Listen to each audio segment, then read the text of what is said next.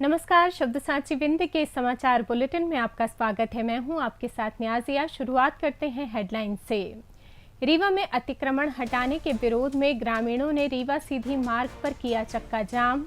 रीवा में septic tank के लिए हैवी ब्लास्टिंग से आसपास के घरों को भारी नुकसान, कई लोग घायल। रीवा में 14 साल के किशोर ने 6 साल की चचेरी बहन से किया दुष्कर्म। रीवा में अज्ञात वाहनों की टक्कर से सड़क हादसों में 4 लोगों की मौत। रीवा में नहर किनारे खेल रहे मासूम का फिसला पैर डूबने से मौत।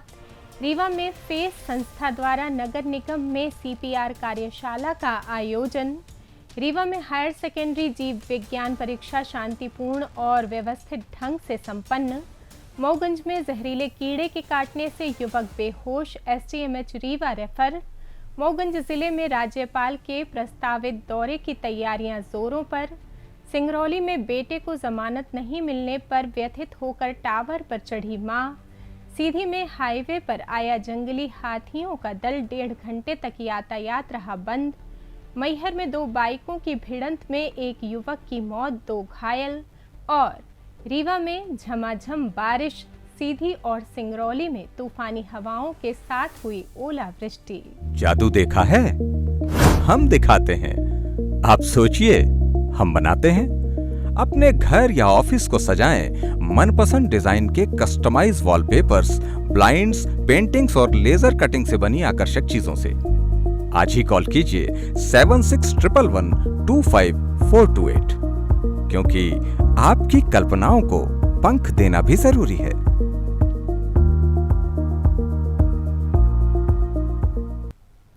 अब खबरें विस्तार से। रीवा जिले के गुड़ तहसील क्षेत्र अंतर्गत ग्राम पंचायत पुरास में हाई कोर्ट के निर्देश पर शासकीय तालाब से अतिक्रमण हटाने की कार्रवाई के विरोध में ग्रामीणों ने आज दोपहर रीवा सीधी मार्ग पर महासम इलाके में चक्का जाम कर दिया। चक्का जाम की सूचना मिलते ही SDM सहित भारी पुलिस बल मौके पर पहुंच गया, लेकिन आक्रोशित ग्रामीण कार्रवाई का विरोध करते रहे और अधिकारियों की बात सुनने को तैयार नहीं थे। ग्रामीणों का आरोप है कि प्रशासन द्वारा दोहरी कार्रवाई की जा रही है। उन्होंने बताया कि शासकीय तालाब में करीब 2 दर्जन से अधिक लोगों ने झोपड़ियां बना ली हैं और कुछ लोग वहां निवास भी कर रहे हैं। कार्रवाई के दौरान प्रशासन ने कुछ लोगों को चिन्हित कर उन्हें वैकल्पिक भवन उपलब्ध करा दिए, लेकिन बाकी कई लोगों को नजरअंदाज किया जा रहा है। ग्रामीणों का कहना है कि ये भेदभावपूर्ण रवैया है और सभी अतिक्रमणकारियों के साथ समान व्यवहार किया जाना चाहिए। बताया गया है कि पिछले 3 दिनों से तालाब क्षेत्र में अतिक्रमण हटाने का अभियान जारी है। इसके विरोध में आज हजारों की संख्या में ग्रामीण सड़क पर उतर आए और रीवा सीधी मार्ग पर चक्का जाम कर दिया। रीवा शहर के विश्वविद्यालय थाने अंतर्गत अंबेडकर नगर मोहल्ले में एक निर्माणाधीन मकान में सेप्टिक टैंक की खुदाई के लिए की गई हैवी ब्लास्टिंग ने आसपास के घरों को भारी नुकसान पहुंचाया है। घटना आज सुबह करीब 10 बजे की बताई जा रही है, जब ब्लास्टिंग के दौरान बारूद के विस्फोट से हवा में उड़े पत्थर पड़ोसी घरों पर गिरने लगे। इससे कई घरों की दीवारें क्षतिग्रस्त हो गईं।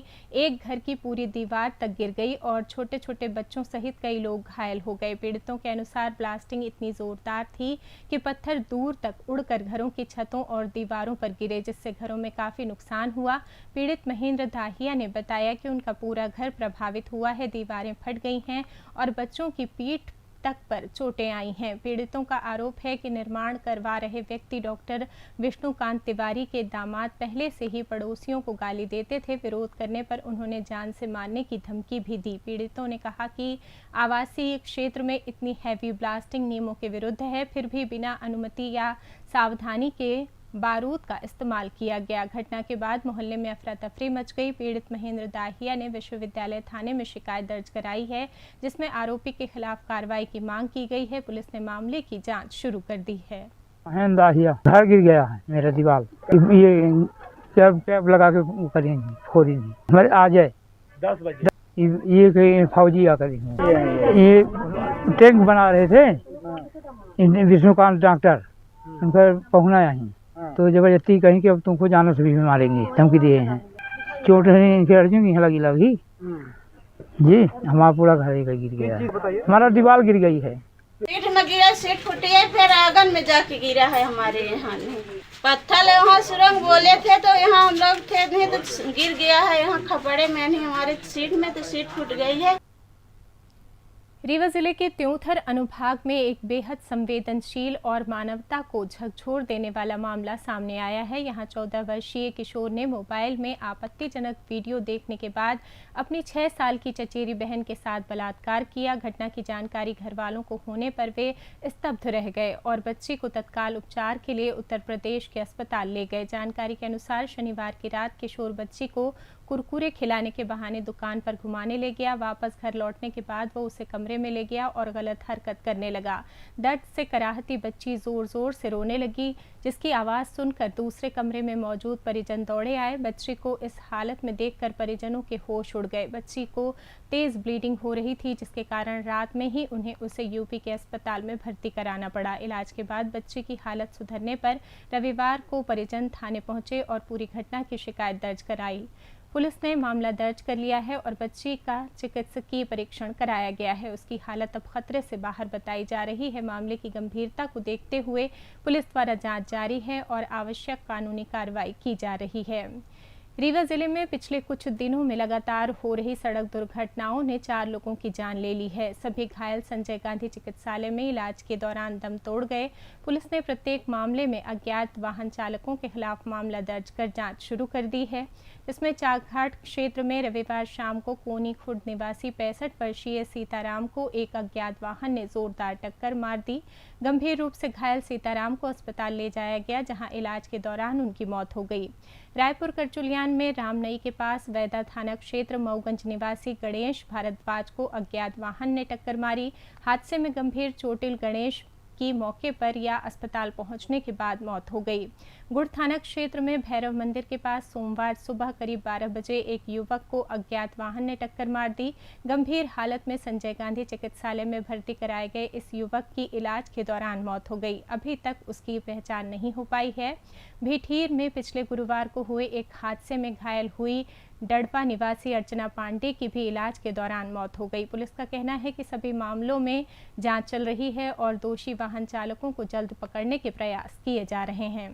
रीवा जिले के सिमरिया थाना क्षेत्र अंतर्गत ग्राम कुल्लू में एक हृदय विदारक घटना ने पूरे इलाके को स्तब्ध कर दिया। नहर के किनारे दोस्तों के साथ खेल रहे 9 वर्षीय मासूम रोहन साकेत अचानक पैर फिसलने से नहर में गिर गया और पानी की गहराई में समा गया।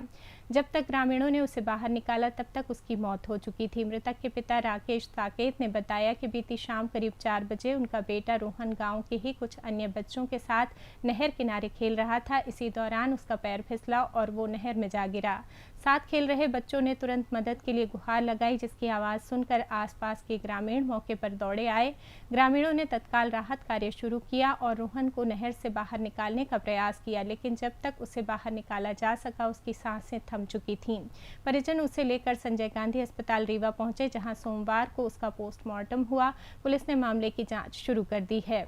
रीवा नगर निगम परिसर में आज फेस संस्था द्वारा CPR की 1 दिवसीय कार्यशाला का आयोजन किया गया। कार्यशाला का मुख्य उद्देश्य आपातकालीन स्थितियों में जीवन रक्षक तकनीकों के प्रति जागरूकता बढ़ाना और लोगों को व्यावहारिक प्रशिक्षण प्रदान करना था। कार्यक्रम में फेस संस्था की मास्टर ट्रेनर डॉक्टर प्रतिभा चतुर्वेदी ने CPR की पूरी प्रक्रिया का डेमो दिया और बताया कि हृदय गति रुकने पर समय पर सही तरीके से किया गया CPR किसी व्यक्ति की जान बचा सकता है। प्रतिभागियों को हाथों हाथ व्यावहारिक अभ्यास भी कराया गया, जिसमें उन्होंने डमी पर CPR का अभ्यास किया। इस अवसर पर फेस संस्था के HR manager Jitendra Kumar Garg, assistant manager Neeraj Pandey, HR executive Prachi Mishra और प्रवीण मिश्रा उपस्थित रहे। कार्यशाला के समापन पर नगर निगम आयुक्त ने इस पहल की सराहना की और कहा कि ऐसे जनहितकारी एवं जीवन रक्षक प्रशिक्षण कार्यक्रम नियमित रूप से आयोजित किए जाने चाहिए, ताकि अधिक से अधिक नागरिक आपात स्थिति में सही सहायता दे सकें। रीवा जिले में हायर सेकेंडरी परीक्षा के तहत जीव विज्ञान विषय की परीक्षा आज पूरी तरह शांतिपूर्ण और व्यवस्थित ढंग से संपन्न हुई। परीक्षा के दौरान किसी भी केंद्र से नकल या अनुचित साधनों के इस्तेमाल की कोई सूचना नहीं मिली।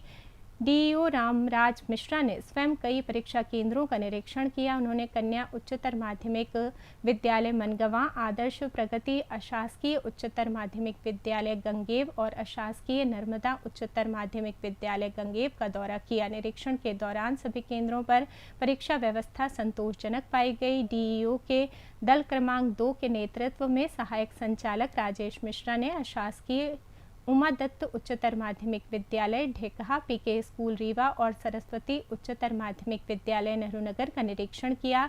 वहीं बीईओ रीवा आरएल दीपांकर के दल ने शासकीय उच्चतर माध्यमिक विद्यालय मारतंड क्रमांक 3, शासकीय कन्या उच्चतर माध्यमिक विद्यालय पांडनटोला रीवा और शासकीय एसके स्कूल रीवा का जायजा लिया। मऊगंज जिले के नईगढ़ी थाना क्षेत्र अंतर्गत ठटिहरा खुर्द गांव में सोमवार दोपहर एक 37 वर्षीय युवक को जहरीले कीड़े ने काट लिया, जिससे उसकी तबीयत अचानक बिगड़ गई। जानकारी के अनुसार ठटिहरा खुर्द निवासी आशीष पटेल अपने घर में काम कर रहे थे, तभी अचानक किसी जहरीले कीड़े ने उन्हें काट लिया। शुरू में उन्हें जलन और बेचैनी महसूस हुई, लेकिन कुछ ही मिनटों में हालत बिगड़ गई और वे बेसुध होकर जमीन पर गिर पड़े। परिजनों ने तुरंत आशीष को नईगढ़ी सामुदायिक स्वास्थ्य केंद्र पहुंचाया, जहां डॉक्टरों ने प्राथमिक उपचार दिया। हालांकि उनकी हालत गंभीर बनी रहने के कारण उन्हें बेहतर इलाज के लिए रीवा के संजय गांधी चिकित्सालय रेफर कर दिया गया।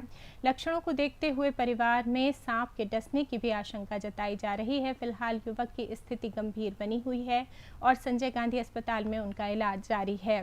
नवगठित मऊगंज जिले में 25 फरवरी का दिन ऐतिहासिक होने जा रहा है। मध्य प्रदेश के राज्यपाल मंगूभाई पटेल पहली बार जिले के दौरे पर आ रहे हैं। हनुमना विकास खंड के ग्राम सलैया में उनके भव्य स्वागत और कार्यक्रम की तैयारियां जोर शोर से चल रही हैं।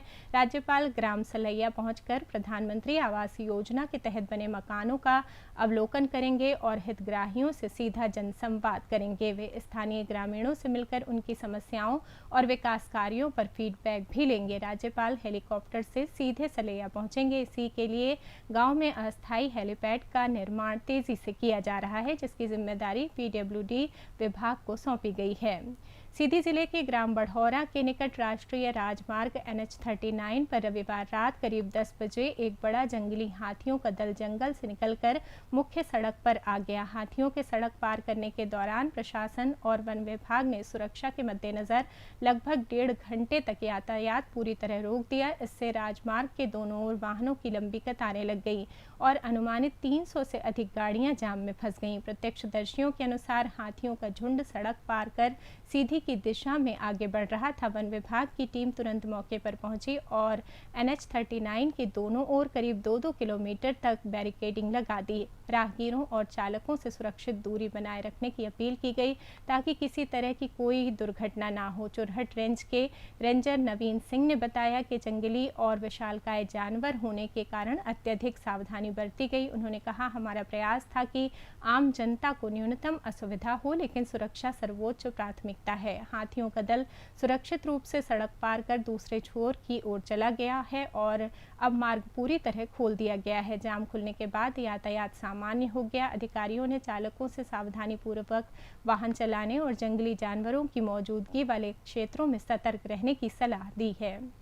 सिंगरौली जिले के सरई थाना क्षेत्र में सोमवार की सुबह चुनैया नदी के निकट एक मां के व्यथित होकर हाई टेंशन टावर पर चढ़ जाने की घटना ने इलाके में हड़कंप मचा दिया। महिला की पहचान इटमा निवासी 50 वर्षीय बबली साकेत के रूप में हुई है। जानकारी के अनुसार बबली साकेत का बेटा 3 महीने पहले एक हत्या के मामले में गिरफ्तार होकर जिला जेल पचौर में बंद है। इसी कारण से मानसिक रूप से आहत महिला आत्महत्या करने के इरादे से हाई टेंशन टावर पर चढ़ गई। घटना की सूचना मिलते ही सरई थाना पुलिस तुरंत मौके पर पहुंच गई और महिला को नीचे उतारने के प्रयास शुरू किए। घटनास्थल पर बड़ी संख्या में ग्रामीण भी जमा हो गए। पुलिस और महिला के परिजनों ने लगातार उसे समझा बुझाकर सुरक्षित नीचे उतारने की कोशिश की। प्रशासन ने स्थिति की गंभीरता को देखते हुए पूरी सतर्कता बरती। देवसर SDOP गायत्री मिश्रा ने बताया कि सूचना मिलते ही पुलिस टीम मौके पर पहुंच गई थी। उन्होंने कहा, महिला को समझाया गया कि यदि उनका बेटा हत्या के मामले में जेल में है तो जमानत या फैसला केवल न्यायालय के माध्यम से ही संभव है। मैहर में कटनी रोड पर रविवार रात करीब 9 बजे 2 बाइकों की सीधी भिड़ंत में एक युवक की मौत हो गई, जबकि 2 अन्य गंभीर रूप से घायल हो गए। हादसा कादम्बरी होटल के पास हुआ, जहां तेज रफ्तार के कारण दोनों बाइक सवारों की आमने सामने टक्कर हो गई। पुलिस के अनुसार मैहर के प्रतिष्ठित व्यवसायी कपिल दरियानी अपनी बाइक से कटनी रोड पर जा रहे थे, तभी सामने से आ रही दूसरी बाइक से उनकी जोरदार टक्कर हो गई। दूसरी बाइक पर नकतरा निवासी 19 वर्षीय आशीष कोल और उसका एक साथी सवार था। दुर्घटना इतनी भीषण थी कि तीनों गंभीर रूप से घायल हो गए। स्थानीय लोगों ने तुरंत मदद की और घायलों को सिविल अस्पताल पहुंचाया। वहां डॉक्टरों ने आशीष को मृत घोषित कर दिया। घायल व्यवसायी कपिल दरियानी को उनके परिजन बेहतर इलाज के लिए जबलपुर के एक निजी अस्पताल ले गए। वहीं दूसरे घायल की हालत भी चिंताजनक बनी हुई है और उसका उपचार मैहर सिविल अस्पताल में जारी है। रीवा जिले के सिरमौर थाना क्षेत्र के 31 वर्षीय युवक ने शराब के नशे में जहर की 6 गोलियां खा ली। गंभीर हालत में उसे संजय गांधी चिकित्सालय में भर्ती कराया गया, जहां इलाज के दौरान उसकी मौत हो गई। मृतक की पहचान रवि कुशवाहा निवासी सिरमौर के रूप में हुई है। वहीं एक अन्य घटना में सतना जिले के रामपुर बाघेलान थाना क्षेत्र के सिघौली गाँव की निवासी मानवती साकेत की संजय गांधी चिकित्सालय रीवा में उपचार के दौरान मौत हो गई। जानकारी के अनुसार मारपीट के कारण उन्हें गंभीर रूप से घायल अवस्था में रामपुर बाघेलान सामुदायिक स्वास्थ्य केंद्र में भर्ती कराया गया था। वहां हालत बिगड़ने पर उन्हें रीवा मेडिकल कॉलेज रेफर किया गया था। मौसम की बात करें तो मध्य प्रदेश में गर्मी का दौर शुरू हो गया है, लेकिन सुबह और शाम के समय अभी भी हल्की ठंड का एहसास बना हुआ है। विंध्य क्षेत्र में मौसम ने आज अचानक पलटी ली और कई इलाकों में बारिश हुई।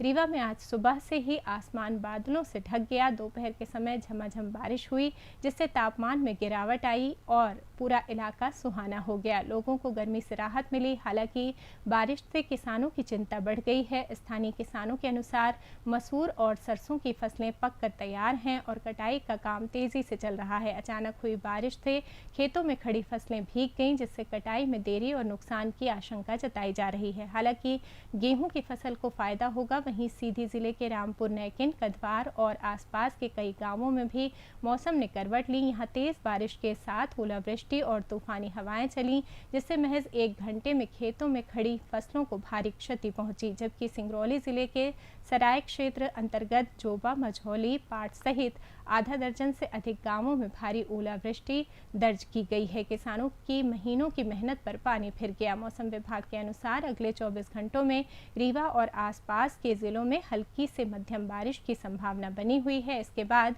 मौसम साफ होने और तापमान में फिर से वृद्धि की उम्मीद है। अब जान लेते हैं कल होने वाले कार्यक्रम के बारे में। क्रिएटिविटी और कला के प्रेमियों के लिए एक शानदार मौका आने वाला है। ऊर्जा टाइम्स के बैनर तले 2 दिवसीय निःशुल्क पॉटरी पेंटिंग कार्यशाला का आयोजन किया जा रहा है। ये कार्यक्रम 24 और 25 फरवरी को दोपहर 3 बजे से शाम 6 बजे तक होटल सेलिब्रेशन में होगा। कार्यशाला में प्रतिभागी मिट्टी की वस्तुओं पर रंगों से पेंटिंग कर अपनी रचनात्मकता को व्यक्त कर सकेंगे। इसी के साथ ये समाचार बुलेटिन समाप्त हुआ। कल फिर मिलेंगे नई खबरों के साथ। जुड़े रहिए शब्दसाची विंध्य से और विंध्य से जुड़ी तमाम खबरों के लिए हमारे चैनल को सब्सक्राइब कर दें। अपने आसपास की खबरें हम तक पहुंचाने के लिए स्क्रीन पर दिए नंबर पर आप संपर्क भी कर सकते हैं। धन्यवाद।